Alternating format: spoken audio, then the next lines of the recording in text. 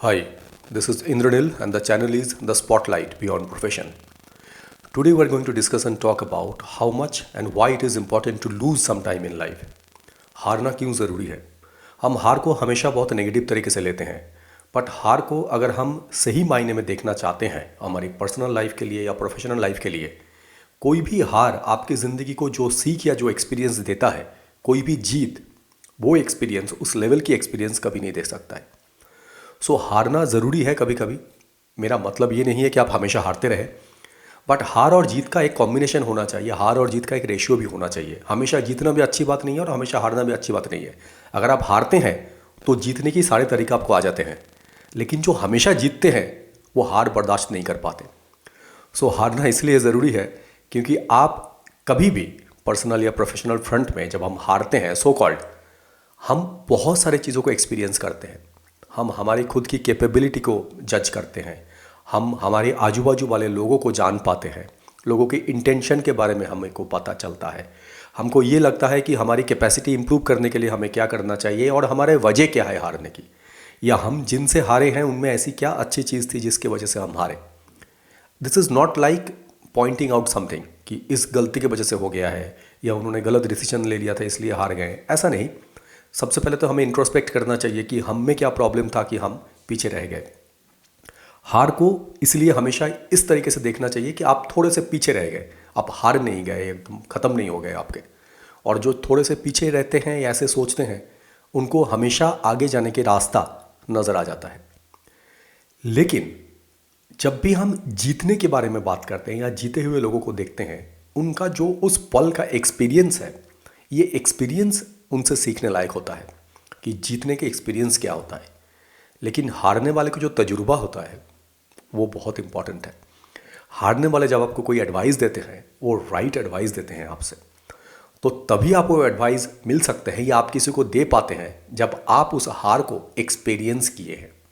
आपको पता हो कि आपकी तैयारी में क्या प्रॉब्लम थी, आपको पता हो कि आपकी स्टार्ट और फिनिश में क्या प्रॉब्लम था, आपको पता हो कि आपकी सराउंडिंग ने आपके लिए क्या रोल प्ले किया है, आपको पता हो कि कौन से इंसान की किस इंटेंशन की वजह से ये रिज़ल्ट आज आपके पास आया है। एक हार करीबन 10 चीज़ें आपको सिखाते हैं, एक जीत आपको एक ही चीज़ सिखाता है कि जीत का एक्सपीरियंस क्या है, उस ऑरा में कैसे जीते हैं। This is very very important sometimes to lose in life, in professional and personal front as well. इसमें मैं एक चीज़ ऐड करना चाहता हूँ इन माई पर्सनल फ्रंट और पर्सनल पर्सपेक्टिव, कि हारना बहुत इम्पॉर्टेंट तब हो जाता है जब आप अपने डिसीजन से हार रहे हैं। जब भी हम किसी और की डिसीजन या और की बातें सुन के हारते हैं तो हमेशा हम किसी और को दोष देते हैं। हम इंट्रोस्पेक्ट नहीं करते हैं कि हमारे में क्या प्रॉब्लम थी या क्या कमियां थी जिसके वजह से हम हारे। तो ये ज़रूरी है जो आपकी हार आप एक्सपीरियंस कर रहे हैं उसका वजह आप खुद हो।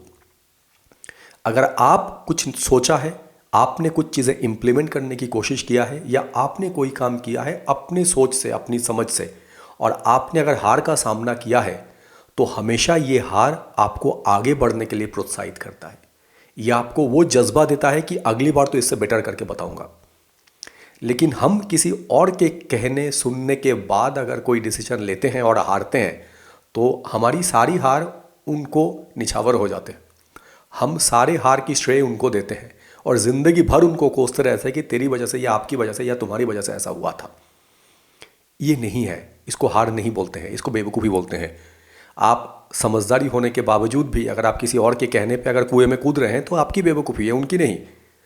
You need to analyse and you need to understand कि किसकी सुननी है और कितना सुनना है, और सुनने के बाद उसको एनालाइज करके अमल करना है। ये समझदारी रखना ज़िंदगी में ज़रूरी है, प्रोफेशन, पर्सनल, ऑल फ्रंट में।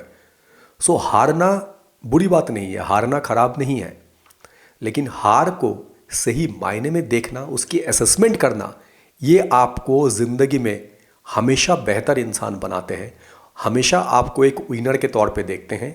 और जब हम स्लो एंड स्टेडी तौर पे आगे बढ़ते हैं तो एक दिन जब हम जीत का सामना करते हैं तो उसके बाद हमारे पायदान हमेशा उसके ऊपर होते हैं और हारने के सवाल ही फिर पैदा नहीं होता है, क्योंकि तब तक हमने बहुत सारे हार को एक्सपीरियंस कर चुके होते हैं और तजुर्बा हमारे पास आ चुके होते हैं कि क्या करने से हारते हैं। और जिस दिन ये सारे तजुर्बा, इतने सारे कैपेसिटी और इतने सारे काबिलियत बढ़ाने की रास्ता हमको पता चल जाएगा, उसके बाद शायद हम कभी नहीं हारेंगे।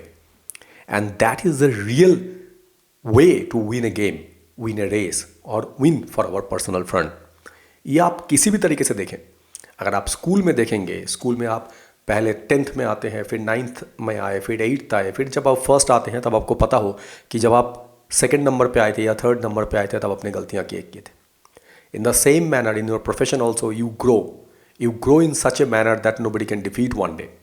So it is very very important sometime to taste how to lose, why to lose, and then need to analyze and introspect कि what was wrong within me, मैंने गलतियां कहाँ किए थे और मैं कहाँ चूक गया जिसके वजह से आज मुझे किसी से पीछे रहना पड़ा। हार को हार के तौर पे मत लीजिए, because these are something which is completely negative sentiment and negative words. So ये नेगेटिव वर्ड्स को कभी यूज़ नहीं करना चाहिए अपने लिए और खुद के लाइफ के लिए, बिकॉज ये नेगेटिव फिर अट्रैक्ट करते हैं आपको। फिर हम लंबी लंबी बातें करते हैं कि we get depressed after this defeat और आफ्टर दिस लूज। सो ये सब फालतू बातें हैं। इन सब चीज़ों से जितना आप दूर रहेंगे, जितना आप अवॉइड करेंगे, उतना आप ज़िंदगी में आगे बढ़ने की कोशिश करेंगे। ऐसा देखा जाता है कि जो विनर्स होते हैं एक्चुअल में, वो हार के बाद अपनी अगली रेस के लिए, अगली गेम के लिए तैयारी शुरू कर देते हैं। और जो लूज़र होते हैं वो हार के बाद मातम बनाते हैं अगले 10-12 साल। उसके बाद वो सोचते हैं कि अब तो मेरी ज़िंदगी ख़त्म हो गया, अब क्या करेंगे। So there are multiple ways to look at the situation. So आपको ये देखना चाहिए कि अगर आपने पीछे रह गए हैं, सो आपको तैयारी उसी दिन से शुरू करना चाहिए और पहले से बेहतर तरीके से करना चाहिए, ताकि अगली बार आपको ये दिन देखना नहीं पड़े। एक ही समय और एक ही टाइप के दिन अगर आपको बार बार देखना पड़ रहा है, फिर तो आप में प्रॉब्लम है, आप में गलती है। आप अपने समय और अपने दिन को बेहतर बनाने के लिए काम ही नहीं करना चाहते। सो आज से अगर आप खुश नहीं हैं, सो आज से बेहतर बनाने के लिए कुछ तो मेहनत करना पड़ेगा, कुछ तो एफर्ट डालना पड़ेगा। और मैं हमेशा ये मानता हूँ कि अगर आपकी कल आज से बेहतर नहीं है तो आपने अपनी ज़िंदगी का एक दिन बर्बाद कर दिया। हर दिन हमारी उम्र बढ़ रहा है, हर दिन हमारा जीने का समय कम होता जा रहा है। सो कल, आने वाला कल हमारे आज से हमेशा बेहतर होना चाहिए, क्योंकि आज जो हम सीख रहे हैं, आज जो हम गलतियाँ कर रहे हैं या कुछ भी कर रहे हैं, वो अगले दिन में या तो गलती के तौर पे अगर आप देखें तो अगले दिन वो गलतियां नहीं करनी चाहिए ताकि हम और बेहतर बने, और अगले दिन कुछ ऐसा प्रयोग करना चाहिए जो हम पहले नहीं किए थे ताकि हम कुछ और नए चीज़ों के बारे में जान पाएँ। इसी को ही ज़िंदगी के एक्सपीरियंस बोलते हैं, तजुर्बा बोलते हैं, और यही हमको आगे बढ़ने के लिए हमेशा काम देता है और हमेशा काम करता है। So there is nothing wrong in losing somewhere sometimes, but you need to understand how we need to analyse that loss और लूज ऑफ द गेम और something whatever it is, and then you should make the way forward the way you want। और हमेशा अपने decision से इसको लेके करना चाहिए, किसी और के डिसीजन पे नहीं। So thank you very much, signing it of.